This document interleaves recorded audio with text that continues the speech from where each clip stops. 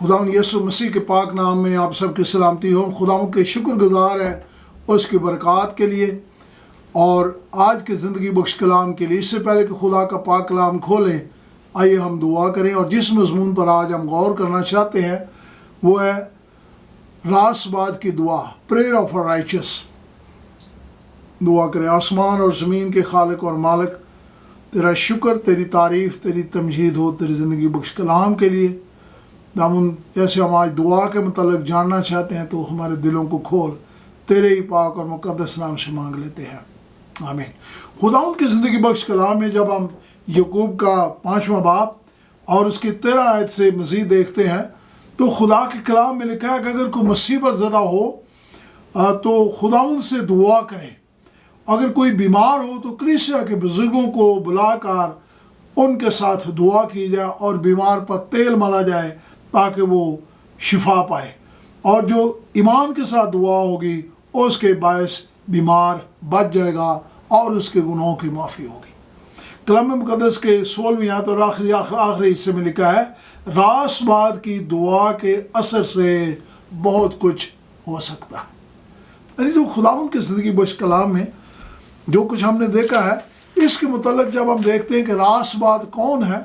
تو لکھا ہے خدا کی نظر میں راست باد وہ ہے جو خداوند کی راستی کو حاصل کرتا ہے، جس کے گناہ کی معافی خداوند سے اس کو صادر ہے۔ جو شخص خدا کے ساتھ وفاداری میں چلتا ہے، جو اپنے گناہوں کو خدا کے سامنے رکھتا ہے اور جو خداوند سے دعا کرنے والا، عبادت میں وقت گزارنے والا اور خدا کا چنا ہوا شخص ہے۔ عبرانی میں صادق کو عبرانی میں راست باد کو صادق کہا گیا ہے اور یونانی میں اس کو ڈائکاس کہا گیا ہے۔ راست اور سچا جو خدا کی مرضی کو بجا لانے والا ہے، روح سے بھرا ہوا شخص، حلیم اور عاجز شخص، راستی سے خداوند کے حضور اپنے آپ کو پیش کرنے والا، سچے دل سے خدا سے دعا کرنے والا، خدا کی مرضی کو بجا لانے والا،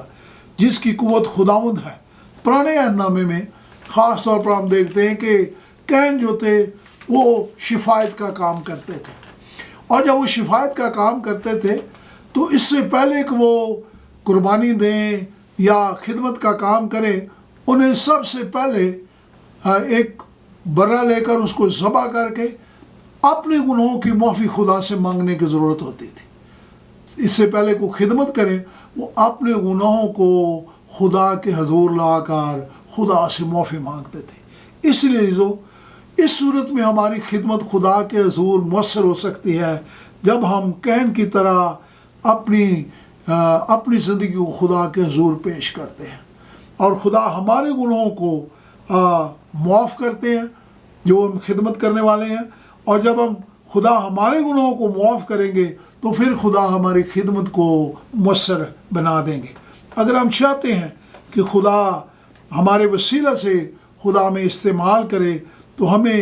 اپنے اوپر فخر نہیں بلکہ خداوند کی راست بادی پر فخر کرنے کی ضرورت ہے۔ ہر انسان گنہگار ہے مگر خداوند کی راست بادی سب کے لیے ہے، اور خداوند سب کو اپنی پاکیزگی اور راست بادی عطا کرنے کی قدرت رکھتے ہیں۔ کلام مقدس میں مرقوم ہے کہ ہماری راست بادی یا انسانی راست بادی جو ہے وہ گندی دھجیوں کی مانند ہے۔ ہم بے شک اپنے آپ کو کتنا بھی راست کیوں نہ بنائیں، ہم اپنے آپ کو راست نہیں بنا سکتے جب تک خداوند ہمیں راست باز نہ ٹھہرائے۔ اس لیے پاکیزگی حاصل کرنے کے لیے دلوں کو دھویا جانا ضروری ہے۔ جس طرح انسان بپتسمہ لیتا ہے اور پانی جو ہے وہ دھونے کی علامت ہے، یسوع کا خون ہمارے گناہوں کو دھو دیتا ہے۔ جب ہم بپتسمہ لیتے ہیں تو یسوع سے ہم معافی مانگتے ہیں تاکہ خدا ہمارے گناہوں کو دھو کر ہمیں پاک اور صاف کرے۔ چونکہ پاک ہونے کے لیے ہمیں خداوند کی راست بادی کی ضرورت ہے، اسی تک ہماری اس وقت رسائی ہو سکتی ہے، کیونکہ انسانی راست بادی خدا کے ساتھ ملاپ اس وقت کر سکتی ہے جب خداوند کی راست بادی انسان کے اندر ٹھہرتی ہے۔ زبور 34 اور اس کی 15 آیت میں مرقوم ہے، خدا کی نگاہ صادقوں پر ہے اور اس کے کان ہمیشہ ان کے فریاد پر لگے رہتے ہیں۔ یہاں پر ہم دیکھتے ہیں جو خدا فرماتے ہیں کہ خدا جو ہے وہ ہمیشہ جو لوگ سچے دل سے خداوند کے ساتھ چلتے ہیں، خدا کی نگاہ ان پر ہے، اور جو خداوند سے دعا کرتے ہیں خدا تو ہمیشہ اپنے کان ان کی طرف کھلے رکھتے ہیں۔ اس لیے راست بازوں کو خداوند کے ساتھ رفاقت اس وقت حاصل ہوتی ہے جب وہ اپنے آپ کو خدا کی پاکیزگی میں لے آتے ہیں، کیونکہ کلام مقدس میں لکھا ہے پاک بنو اس لیے کہ میں پاک ہوں۔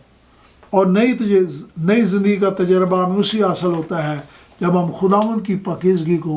حاصل کر لیتے ہیں۔ راست بات وہ ہے جو اپنے گناہوں کی معافی خدا سے مانگتے ہیں۔ جب ہم لوکا رسول کی انجیل اور اس کا 18واں باب دیکھتے ہیں تو یہاں خداوند یسوع مسیح راست باز کی دعا کا ذکر کرتے ہوئے کہتے ہیں کہ 2 شخص ہیکل میں دعا کرنے کے لیے گئے، اور یہ لوکا 18واں باب پر اس کی 11 آیت سے لکھا ہے، دیکھا ایک فریسی جو خدا کے حضور کھڑا ہو کر دعا کرنے لگا کہ اے خداوند میں تیرا شکر کرتا ہوں۔ اسے شکر تو خدا کا کیا، لیکن آگے وہ آ کر یہ کہتا ہے کہ میں دوسرے شخصوں کی طرح ظالم نہیں ہوں، میں دوسروں کی طرح بے انصاف نہیں ہوں، میں دوسروں کی طرح زنا کار نہیں ہوں، میں دوسرے جو مسئول لینے والے ہیں ان کی مانند نہیں ہوں، بلکہ میں ہفتے میں 2 بار روزہ رکھتا ہوں اور اپنی آمدنی پر دہی دیتا ہوں۔ عزیزو، یہاں پر خدا یسوع مسیح نے بتایا کہ ایسی راست بازی کو خدا پسند نہیں کرتے۔ جو انسان ہم اپنے آپ کو خدا کے حضور راست باز ٹھہرانے کی کوشش کرتے ہیں تو یہ پاکیزگی خدا ان کو پسند نہیں ہے، بلکہ خدا کے کلام میں لکھا ہے کہ اس طرح کی دعا جو ہے خدا پسند کرتے ہیں۔ اور 13 آیت سے 18 باب اس کی 13 آیت میں لکھا ہے، اور مسئول لینے والے نے لکھا ہے کہ آسمان کی طرف اپنے ہاتھ اٹھائے، دعا کی خداوند سے اور کہا اے خداوند، اس نے اپنی چھاتی پیٹ کر خداوند سے کہا کہ اے خداوند مجھ گنہگار پر رحم کر۔ یہ دعا ہے جو خداوند کو پسند ہے کہ ہم اپنے آپ کو خدا کے حضور عاجز بنائیں۔ خدا کو پتہ ہے ہم گنہگار ہیں، لیکن خدا کہتے ہیں کہ جب ہم اپنے گناہوں کا اقرار کرتے ہیں تو خدا ہمارے گناہوں کو دور کر کے ہمیں اپنی راست بازی عطا کرتے ہیں۔ اس لیے جو ہماری راست بازی کسی کام کی نہیں ہے، ہمیں خداوند اپنے آپ کو چھوٹا بنانے کی ضرورت ہے۔ جب ہم اپنے آپ کو چھوٹا اور حلیم بناتے ہیں تو خدا کی نظر میں ہم مقبول ٹھہرتے ہیں، اور خدا کے ساتھ ہر وقت گزارنا سیکھیں اور اس کی برکات کو حاصل کرنا سیکھیں۔ یہاں پر جب ہم خداوند کی زندگی بخش کلام میں ہم نے جو باتیں سنی اور سیکھی ہیں، تو یہاں پر ایک اور تجربہ ایک ڈاکٹر نے بتایا ہے، اور اس ڈاکٹر کے متعلق یہ لکھا گیا ہے، یہاں پر بتایا گیا ہے کہ اس ڈاکٹر کا نام ڈاکٹر رینڈلف تھا، اور یہ سان فرانسسکو جنرل ہاسپٹل میں امریکہ میں ڈاکٹر تھا، اور یہاں پر کچھ کارڈیک یا دل کے مریض تھے، اور یہ جو دل کے مریض جو تھے ان کو انہوں نے 2 حصوں میں تقسیم کیا، اور ایک گروپ ایسا تھا جو دعا کرنے والا تھا، اور یہ جو گروپ دعا کرنے والا تھا 333 مریض تھے۔ ایک جو گروپ جو دعا کرنے والا تھا ان کو ان کی کنڈیشن بتائی گئی، اور پھر ان کو ان کی جو بھی ان کا نام بتایا گیا اور ان کی ضرورت کے متعلق بتایا گیا کہ ان کے لیے دعا کریں۔ دوسرا گروپ جو تھا ان کو کچھ بھی نہ بتایا گیا، اور یہاں پر یہ ہوا کہ جو لوگ دعا کرنے والے تھے وہ ہر روز ان لوگوں کے متعلق دعا کرتے تھے جو دل کے مریض تھے، اور ان کے ضرورت ان کو بتائی گئی، ان کا نام ان کو بتایا گیا، لیکن نمبر نہیں ان کو دیا گیا تھا۔ تو آخر کار جب ان کے لیے کافی دیر تک اسی طرح دعا کی گئی، اور دوسرا جو گروپ جو تھا وہ صرف دعائیوں پر انحصار کرتا تھا، وہ ان ڈاکٹروں کی ٹریٹمنٹ پر انحصار کرتا تھا، اور جو کچھ ڈاکٹر ان کے لیے کر سکتے تھے وہ انہوں نے کیا۔ لیکن کافی عرصہ گزرنے کے بعد جب وہ ڈاکٹر کہتا ہے میں نے اس بات کا معائنہ کیا، تجربہ کیا، تو وہ کہتا ہے میں نے دیکھا کہ جن لوگوں کے لیے دعا کی جاتی تھی خدا نے ان کی دعاؤں کا جواب دیا۔ ان کو کسی کو بھی دل کا اٹیک نہ ہوا، ان کی بیماری بہتر ہونا شروع ہوئی اور انہیں جلد شفا پائی۔ اس لیے جو خدا کے کلام کے مطابق بھی جو باتیں ہم سنتے اور سیکھتے ہیں وہ یہی ہے کہ جب ہم خداوند سے سچے دل سے دعا کرتے ہیں تو خدا ہماری دعاؤں کا جواب دینے کی قدرت رکھتے ہیں۔ تو سب سے پہلے اگر کوئی بیمار ہوتا ہے، جو کوئی مصیبت زدہ ہے، تو خدا کے کلام میں لکھا ہے کہ ہم اس کے حضور، خدا کے حضور دعا کریں ایمان کے ساتھ، اور اس شخص کو بھی، اپنے آپ کو بھی خدا کے حضور لائیں تاکہ خدا ہماری دعاؤں کا جواب دے۔ اسی طرح ایک اور واقعہ بتایا جاتا ہے کہ ایک عورت تھی جس کا نام بوم بتایا جاتا ہے، اور وہ ہالینڈ میں رہتی تھی، اور یہاں پر وہ بتاتے ہیں کہ ہالینڈ کے اندر ایک وقت میں جو نازیز جن کو کہتے ہیں، رشیا کے لوگ جو ہے، جب انہوں نے وہاں پر حملہ کیا اور وہاں پر وہ آ کر ان لوگوں کے گھروں کے اوپر اور ان لوگوں کی تلاشیاں شروع کر دی اور ان لوگوں پر مشکلات پیدا کر دی، تو لکھا ہے کہ یہ لوگ پہلے تو ان کے پاس ایک کمرہ تھا، اس کے اندر دعا کیا کرتے تھے سارا خاندان مل کر، لیکن آخر کار یہ جو نازیز لوگ جو تھے انہوں نے آ کر ان کو تلاش کر لیا۔ جب ان کو دیکھا اور ان کو وہاں سے انہوں نے اٹھایا اور ان کو کنسنٹریشن کیمپ جہاں کو ان کو اذیت دی جاتی ہے وہاں لے گئے، اور جب ان کو وہاں لے گئے تو وہاں پر یہ جو عورت جس کا نام بوم بتایا جاتا ہے، اس کی 2 بہنیں بھی اس کے ساتھ تھیں، ان کا باپ ان کے ساتھ تھا، کیونکہ اس کیمپ کے اندر بہت زیادہ ظلم ہوتا تھا، اذیت دی جاتی تھی، پریشانیاں ہوتی تھیں، بھوک اور اذیت تھی، تو اس کی وجہ سے ان کا باپ تو زیادہ دیر زندہ نہ رہ سکا۔ لیکن یہ جو بہنیں جو تھیں وہاں پر رات کے وقت جب سارے لوگ سوئے ہوتے تھے تو ان میں سے ان کی ایک بہن ایسی تھی جو اپنے ایک لباس کے اندر ایک بائبل چھپا کر کسی وجہ سے لے گئی، اور جب سارے لوگ سوئے ہوتے تھے تو یہ لوگ اٹھ کر رات کو دعا میں وقت گزارتے تھے۔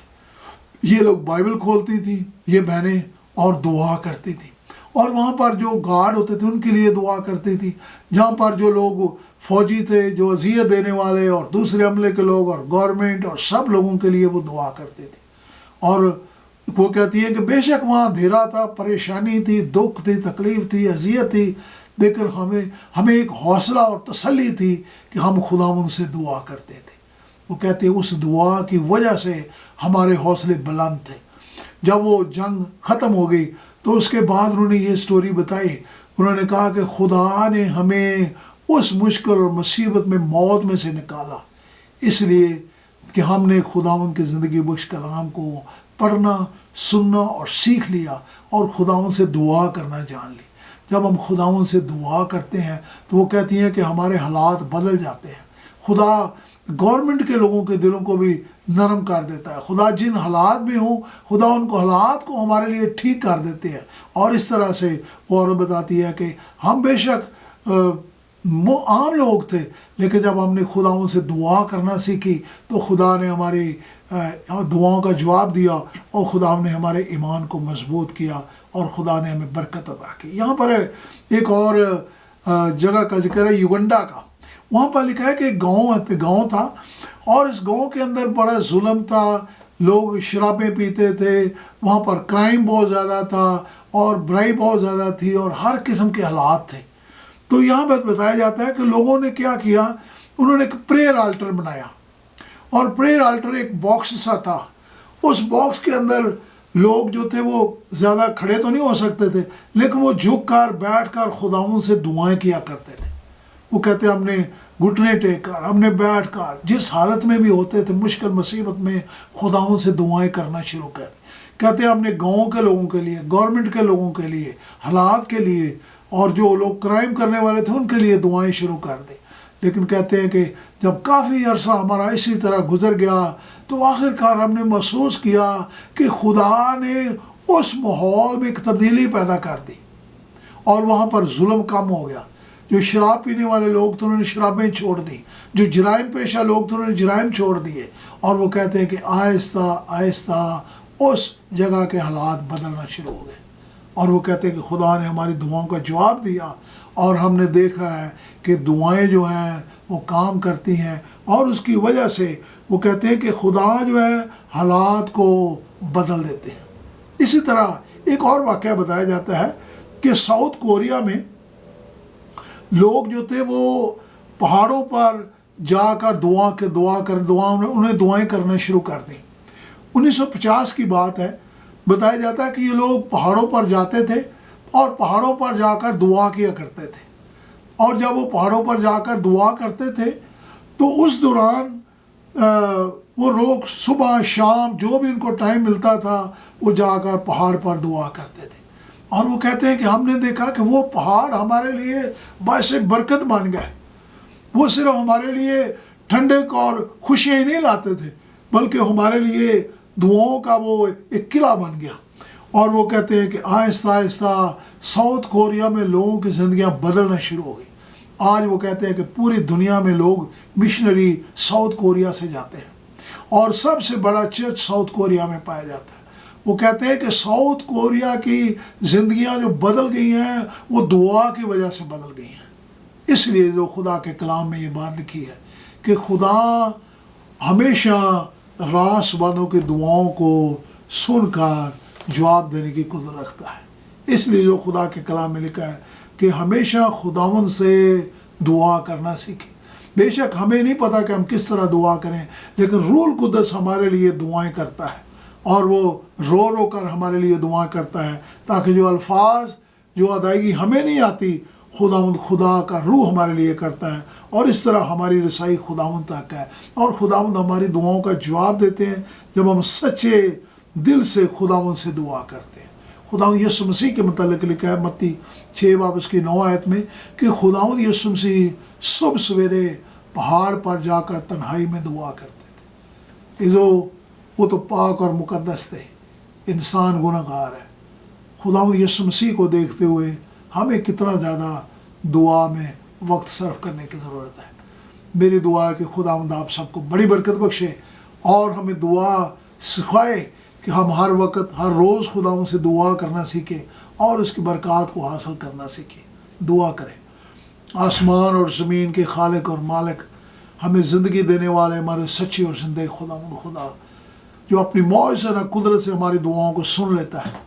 خداوند تو آج اس کلام کے وسیلہ سے ہمیں بڑی برکت دے، تیرے پاک اور مقدس نام سے مانگ لیتے ہیں، آمین۔